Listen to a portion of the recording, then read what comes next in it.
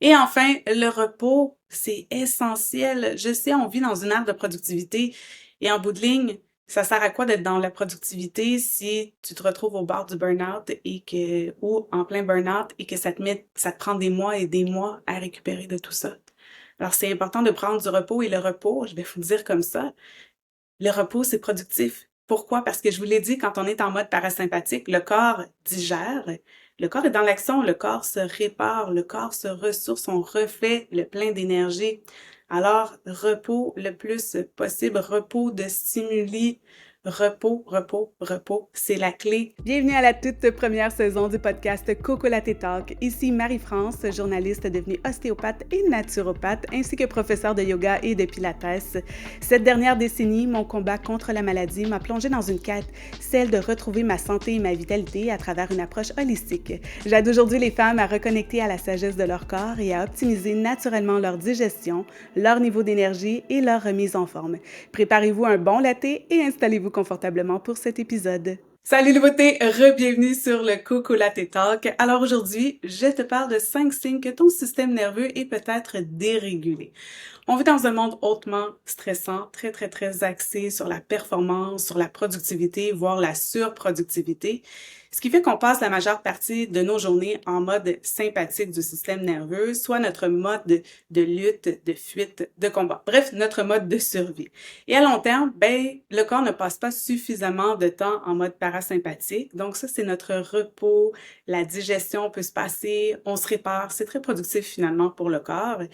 Et ce que ça fait à long terme du stress, ça va amener un haut taux de cortisol qui peut devenir chronique. Et là, je vous parle évidemment dans le sens naturopathique du terme. Je ne suis pas médecin, je ne pose pas de diagnostic, je ne propose pas non plus de plan de traitement. Alors d'ailleurs, c'est des signes qui peuvent être assez communs à plusieurs pathologies. Donc toujours aller voir votre médecin pour s'assurer que tous vos tests sont normaux. Mon travail à moi, il est vraiment au niveau de la prévention, avant que la maladie survienne, parce qu'à long terme, le stress chronique peut amener une entrave au processus d'autorégulation du corps et ça devient terrain fertile pour la maladie.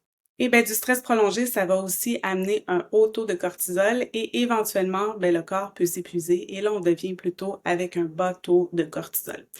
Donc, on veut prévenir tout ça. Alors déjà, peut-être que ton corps te donne quelques signes, dont des ballonnements fréquents. Pourquoi? Parce que le stress chronique vient entraver la digestion.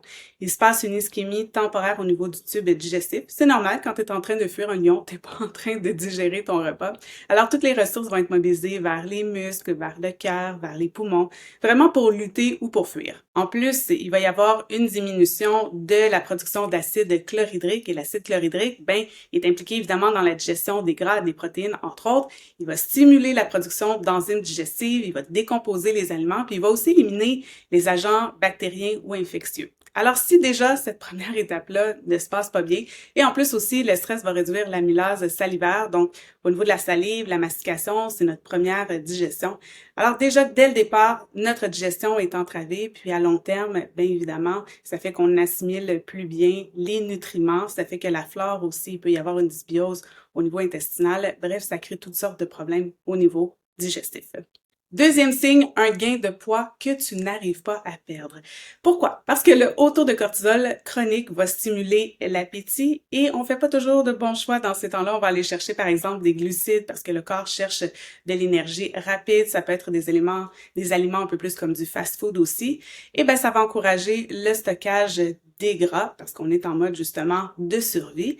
Et un excès de cortisol, ça peut aussi entraîner un ralentissement du métabolisme. Donc le métabolisme, ça sert à convertir la nourriture en énergie, par exemple. Donc on va être beaucoup plus, encore une fois, dans une idée de stockage que de dépenses caloriques.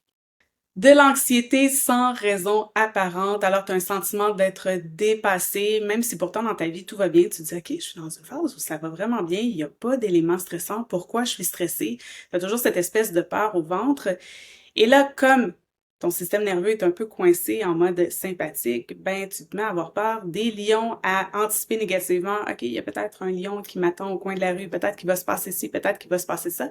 Et ça devient un cercle vicieux parce que la pensée, la projection dans le futur que quelque chose de terrible peut arriver, ça garde aussi le système nerveux en mode sympathique. Alors, l'important de venir trouver des outils, je vais en parler un petit peu plus tard, pour calmer, pour venir désamorcer cette réponse de stress dans le corps, pour enfin trouver un peu de répit. Ça peut amener aussi des troubles du sommeil, donc peut-être que le matin, beaucoup de difficultés à sortir du lit, ça te prend absolument un café, sinon t'as pas d'énergie pour ta journée. Et à l'inverse, t'essaies de t'endormir le soir et là, t'es sur un gros high, ça fonctionne pas du tout. Encore, tu peux te réveiller au milieu de la nuit, la peur au ventre, vraiment stressé, le cœur qui palpite.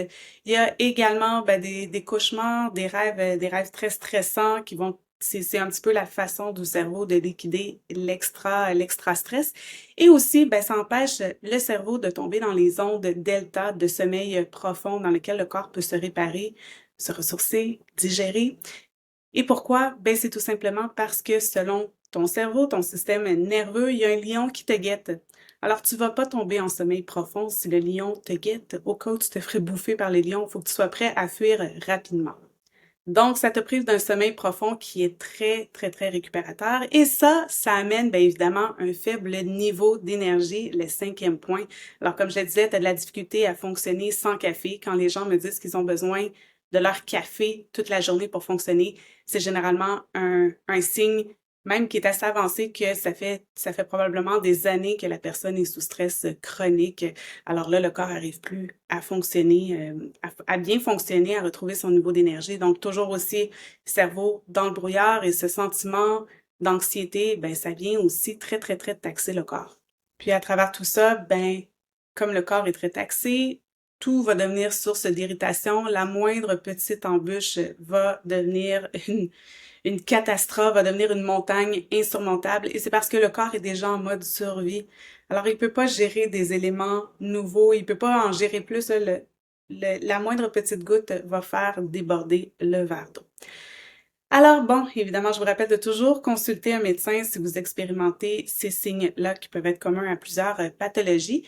Mais là, si tous vos tests sont normaux, il y a évidemment plein de choses que vous pouvez faire quand vous êtes dans une phase de stress transitoire ou encore si vous dites comme « Oh, je coche pas mal les 5, je suis en stress chronique ». Donc, tous les outils de régulation du système nerveux qu'on propose chez Namasté Cocolaté, entre autres la méditation, d'aller favoriser par exemple des ondes θ, voire même favoriser les ondes de delta des méditations avant le dodo. Tout ce qui est pleine conscience, d'être dans la conscience d'essence, donc de descendre du mental vers le corps pour tout simplement quelque chose de très simple, juste de se mettre à focusser sur ses pieds. Donc, on descend l'attention du mental dans notre tête et on la descend au niveau des pieds. On peut imaginer nos pieds qui sont au sol, qu'il y a des racines qui nous poussent jusqu'à loin, loin, loin dans la terre, qui vraiment nous enracinent. Et ça vient nous apaiser, focuser sur les sensations aussi physiques du corps et focuser aussi sur son environnement, ce qu'on entend. Donc ça vient calmer. Il y a également, c'est ça, toutes les formes de méditation, de yoga, les formes plus douces de yoga. Donc on va parler de yin yoga, de restaurateur, tout le corps est supporté. Alors ça permet vraiment de s'enraciner profondément et de trouver justement d'activer la portion parasympathique du système nerveux. Et enfin, le repos, c'est essentiel. Je sais, on vit dans une ère de productivité et en bout de ligne, ça sert à quoi d'être dans la productivité si tu te retrouves au bord du burn-out ou en plein burn-out et que ça te prend des mois et des mois à récupérer de tout ça. Alors, c'est important de prendre du repos et le repos, je vais vous le dire comme ça, le repos, c'est productif. Pourquoi? Parce que je vous l'ai dit, quand on est en mode parasympathique, le corps digère, le corps est dans l'action, le corps se répare, le corps se ressource, on refait le plein d'énergie. Alors, repos le plus possible, repos de stimuli, repos, repos, repos, c'est la clé. Surtout après une grande phase, et souvent après une grande phase de stress, justement, le corps va être très fatigué. Et là, mes clientes vont me dire, là, mon corps me suit pas, je suis fatiguée, je suis tannée d'être fatiguée. Je dis, OK, mais attends, tu viens de traverser une grosse période, 3 semaines en stress intense. C'est normal que ton corps ait besoin de récupérer. Tu sais, des fois, on pense qu'on a juste besoin de récupérer de blessures physiques, mais on a besoin aussi de récupérer de blessures à notre système nerveux, dans le sens qu'on a eu un gros stress prolongé. Parfois, on n'avait pas les outils adéquats pour gérer ce stress-là. Alors, le corps a besoin de récupérer.